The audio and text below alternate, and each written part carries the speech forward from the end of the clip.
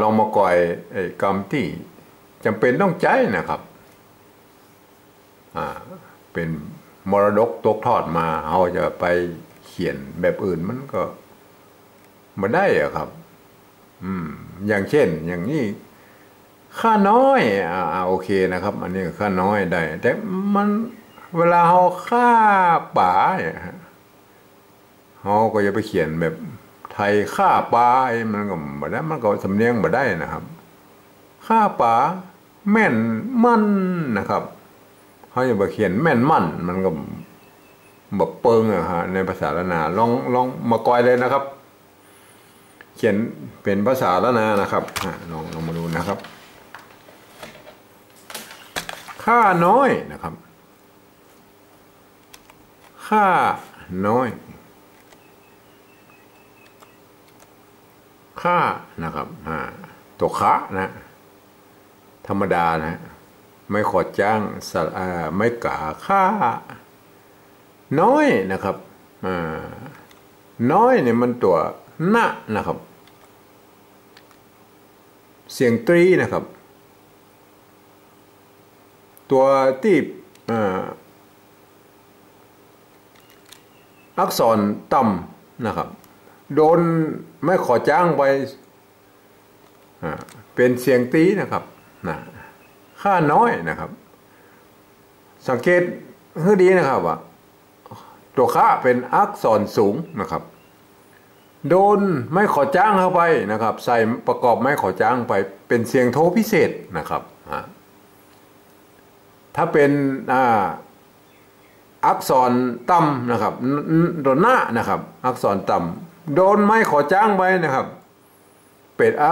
ป็นเสียงตรีนะครับคนละเสียงเห็นไหมฮะค่าน้อยนะครับค่าน้อยบ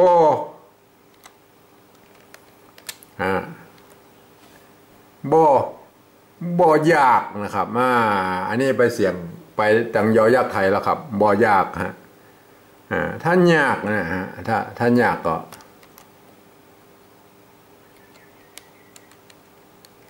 ยากไม่ใช่ยากนะอันนี้มันยากนะครับยากอันนี้มันยากเขาจะเขียนแบบไทยแล้วครับยากบ่อยากค่าบ่อยากมันต้องใจออยนะครับเขาใจออยเนี่ยตัวอะกับตัวเนี้ยนะครับแล้วก็ปยานนะครับมันก็จะเป็นตัวพิเศษนี่นะครับไม้กาใส่ลงไปนะครับตัวกะใส่ลงไปนะครับไว้ดังลุ่มนี่อ่านว่าอยากนะครับนะอยากค่าป๋านะครับถ้าเป็นเขียนทั่วไปเขาจะเขียนว่าเอาตัวค่ามาเขียนเนาะสมมุตินะค่าอันนี้ได้ค่าอย่างเดียวนะครับตัวค่าเนี่ยนะครับถ้าเราจะเขียนไปยังทางไทยเนี่ยค่ามันก็ได้แค่เสียงโทธรรมดานะครับโทปกตินะครับสำเนียงละนามมันต้องค่าป่านะครับค่าป่าค่ามันต้องค่านะครับค่าป่ามันก็ต้องใช้ตัวค่านะครับเต้ากับตัวหน้าค่าน้อยนะครับค่านะครับมันต้องค่านะครับมันต้องเต้ากันนะฮะมันก็ต้องใช้ตัวหน้ามันมีตัวอื่นแล้วครับตัวค่ามีตัวเดียวนะครับไม่ต้องใช้ตัวนี้นะครับค่าป่านะครับป่านี่เขียนได้หลายแบบนะครับตัวปะนะครับอย่างนี้กับป่านะครับป่าแต่ในยุคหนึ่งยุคหนึ่งเพิ่นเอาตัวละมาไว้นะครับเอาตัวละมากั้มนะครับตัวละมากั้มก็ใส่อย่างนี้นะครับ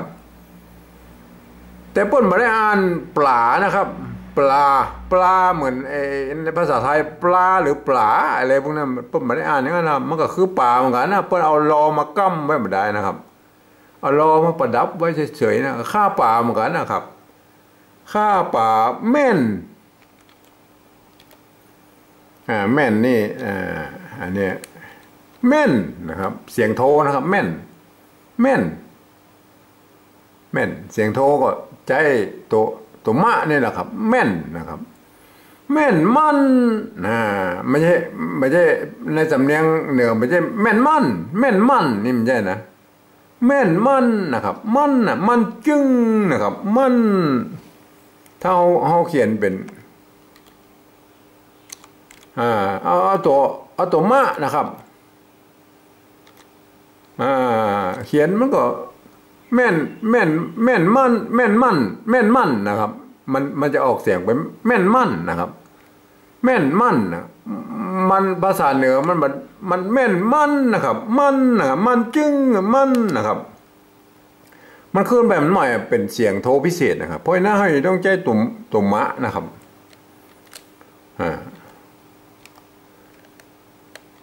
ใส่เป็นไม้ขอจ้างนะครับแล้วก็ใส่ตัวหน้ามันก็ต้องเปลี่ยนเป็นตัวละนะครับไว้ตัวบนนะตัวละมาแต่มั่นนะอันนี้ตัวนี้นะครับต้องใช้ตัวนี้นะครับแม่นมั่นนะครับมั่นนะครับไม่ใช่แม่นมั่นนะฮะเพราะนั้นภาษาละนาเฮา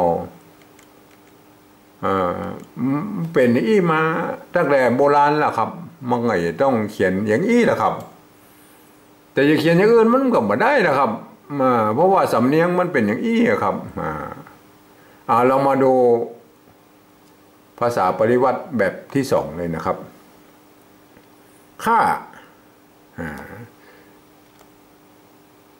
าน้อยบ่อยากข้าปลาแม่นมันแม่นมัน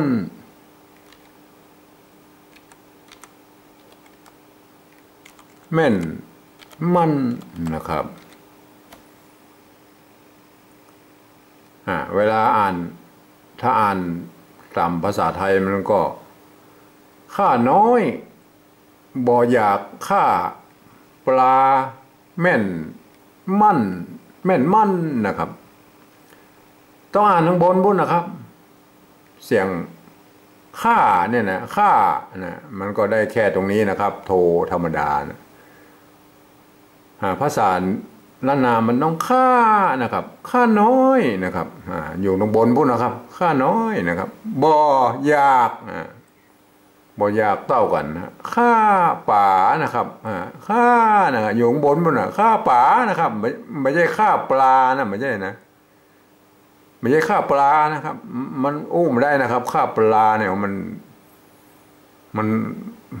ไม่ได้ยินเพอู้กันสักเถื่อนะครับมันเอาข้าป่าครับข้าป่านะครับข้าป่าอยู่บนมันแม่นมันนะครับแม่นมันนะต้องอ่านถึงจะเป็นภาษาเก้าเง่านะครับเสียงมันก็จะออกมาเหมือนทางบนพุ่นนะครับที่ผมเขียนไว้ทางบนนะฮะคือถ้าจะเขียนเป็นปริวัติแบบที่สองนี้นะครับก็เขียนเพื่อเหมือนว่าเวลาภาษาละนานี่มันสูญหายไปก็เอาปริวัติที่สองนี่กลับคืนมาเป็นตัวนี้ได้นะครับเอาตัวนี้มันตรงตัวครับเห็นไหมฮะตรงตัวหมดนะครับเอาปิกไปเป็นภาษาละนานี่ได้นะครับแต่เวลาออกเสียงแต้ๆนะออกเสียงตั้งบนพุ่นนะครับข้าน้อยบ่อยากข้าป่าแม่นมันนะครับ